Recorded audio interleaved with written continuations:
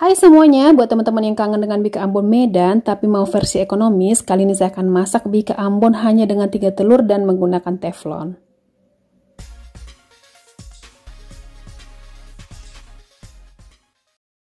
Nah, untuk bahan-bahannya, pertama bahan yang akan dididihkan atau dimasak, santan sebanyak 350 ml, saya ambil dari 1 bungkus, santan instan yang 65 ml ditambahkan dengan air putih.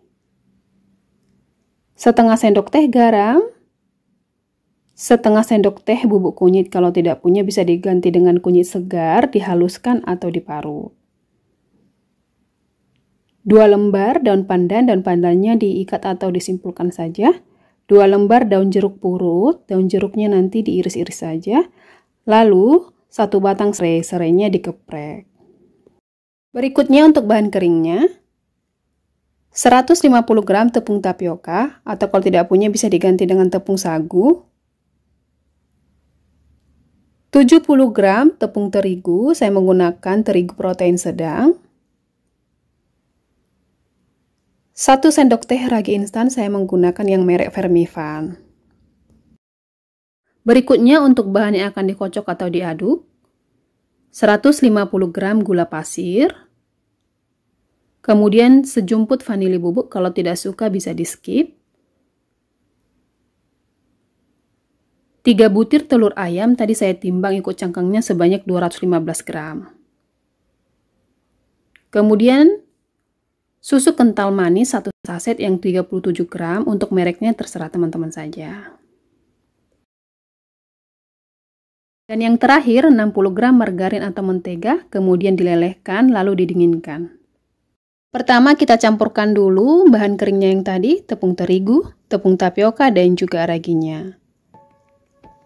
Kemudian kita aduk sampai tercampur merata. Lalu sisihkan dulu bahan keringnya, sekarang saya akan masak dulu santannya. Campurkan bubuk kunyit dan juga garamnya ke dalam santannya, kemudian diaduk. Setelah tercampur baru tuang ke dalam wajan.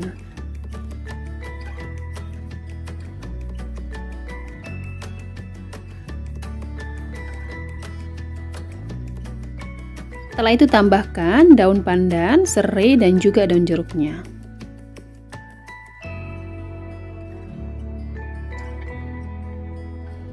Kemudian kita masak santannya ini sampai benar-benar mendidih.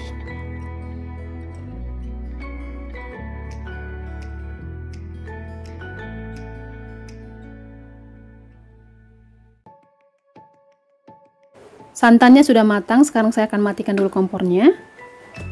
Kemudian santannya ini disaring.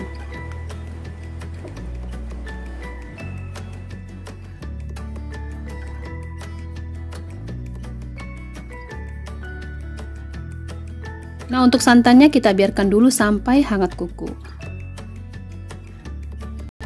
Setelah santannya hangat kuku, sekarang saya akan tuang santan ini ke dalam bahan kering yang tadi. Tuang secara bertahap saja sambil diaduk.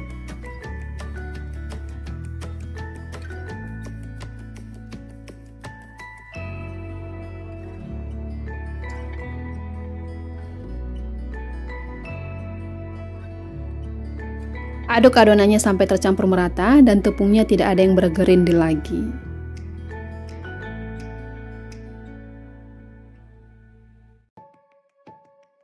Adonannya sudah benar-benar tercampur merata.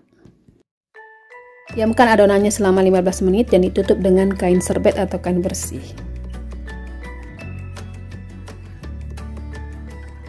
Sembari menunggu adonannya didiamkan, sekarang saya akan kocok dulu gula pasir, telur, dan juga susu kental manisnya.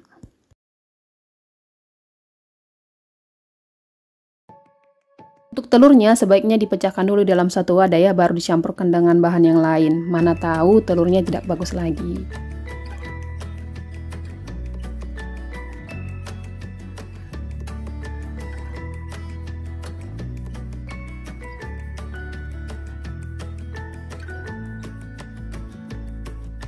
Kemudian aduk ketiga bahan ini dengan menggunakan pengocok telur atau whisker sampai gulanya benar-benar larut.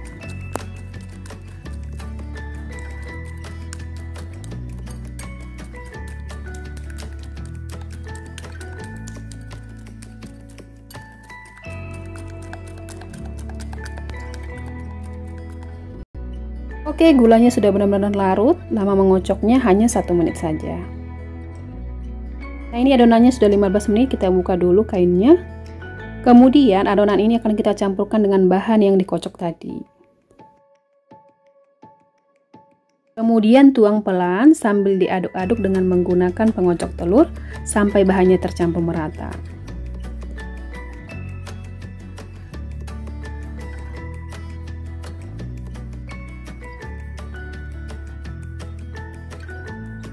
Setelah adonannya tercampur merata, sekarang saya akan tambahkan mentega atau margarin yang sudah dingin ke dalam adonannya sambil diaduk sampai tercampur merata. Aduk atau kocok adonannya ini sampai benar-benar tercampur merata. Oke, adonannya sudah selesai diaduk. Setelah itu, diamkan adonan ini selama 1 jam. Tutup lagi dengan menggunakan kain serbet atau kain bersih. Setelah sejam, kita cek dulu adonannya. Adonannya benar-benar mengembang ya, artinya raginya aktif atau raginya bagus. Sekarang saya akan aduk dulu perlahan saja. Kemudian adonan ini siap untuk dipanggang. Kalau teman-teman memanggang kue dengan menggunakan teflon dan tidak punya seng, ada baiknya tunggu kompor gasnya dibalik seperti ini agar kuenya nanti tidak mudah gosong. Teflon yang saya gunakan ukuran 24. Untuk api pertamanya sedang ke kecil dulu. Sekarang letakkan teflonnya dan tunggu sampai panas. Teflonnya tadi sudah saya oles tipis dengan margarin. Untuk mencek teflonnya sudah benar-benar panas, tuang sedikit adonan yang tadi ya. Kalau bunyinya sudah mendesis artinya teflonnya sudah panas. Sekarang saya akan tuang semua adonannya. Sekarang kita tunggu dan masak adonan bika ini hingga mengeluarkan gelembung dan berubah menjadi pori-pori atau lubang. Setelah adonannya mengeluarkan gelembung-gelembung kecil seperti ini, jangan lupa ubah apinya ke yang paling kecil. Nah, untuk teflonnya bisa sesekali diputar seperti ini ya, agar adonannya matang merata. Gelembung kecilnya sudah banyak, tinggal kita tunggu saja gelembung kecil ini berubah menjadi berpori atau berlubang. Nah, ada satu tips yang biasanya saya lakukan ya, kalau teman-teman mau cepat. Jadi, ketika adonannya ini sudah mengeluarkan banyak gelembung, teman-teman matikan kompor gasnya, kemudian tunggu sekitar 10-15 menit. Sekarang saya akan coba. Ini hasilnya setelah dimatikan kompor gasnya selama 15 menit. Nah, sekarang saya akan lanjut lagi untuk mengeringkan adonan ini. Sekarang saya nyalakan lagi kompor gasnya, kemudian tutup teflonnya dengan menggunakan tutup panci untuk mengeringkan adonannya, dan kita tunggu sampai bikanya matang. Bikanya sudah matang, tinggal dipindahkan saja. Lama masaknya 1 jam 45 menit. Ini penampakan bika bagian bawahnya, hasilnya masih lumayan bagus ya. Ini bagian atas atau permukaannya, hasilnya lumayan bagus. Hanya dengan menggunakan teflon, kita juga sudah bisa masak bika Ambon. Dadah, ini dia nih bika Ambon yang sudah saya potong. Ini bagian bawahnya, hasilnya cantik dan tidak terlalu gosong.